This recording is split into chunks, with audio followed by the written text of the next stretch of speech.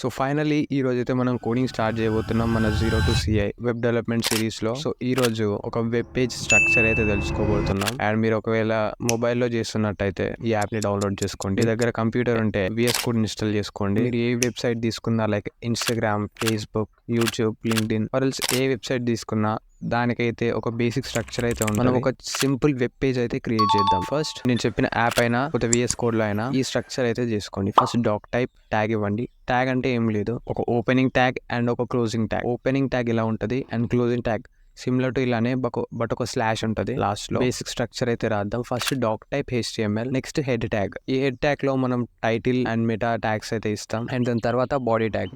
ఈ body tag లోనే మనం ఏ కంటెంట్ రాసినా దీంట్లోనే రాయాలి. సో ఇప్పుడు ఈ బాడీ ట్యాగ్ లో మీకు ఒక 3 ట్యాగ్స్ చెప్తాను. ఒకటి హెడ్డింగ్ ట్యాగ్, పారాగ్రాఫ్ ట్యాగ్, ఇంకొకటి లింక్ ట్యాగ్. ఇవి చాలా అంటే చాలా బేసిక్ ట్యాగ్స్ అన్నమాట. హెడ్డింగ్ ట్యాగ్ దేనికి యూజ్ అవుతాయి అంటే హెడ్డింగ్ ట్యాగ్స్ లో 6 టైప్స్ ఉంటాయి. H1 to H6 వరకు అయితే ఉంటాయి. H1 అయితే అన్నిటికంటే బిగ్గెస్ట్ అండ్ H6 అన్నిటికంటే లీస్ట్.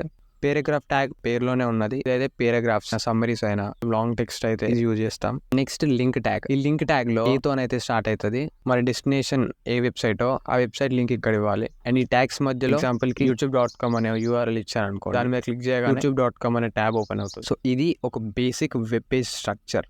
ఈ రోజు టాస్క్ వచ్చేసి ఒక చిన్న వెబ్ పేజ్ అయితే క్రియేట్ చేయండి మీరు ఈ ట్యాగ్స్ తో.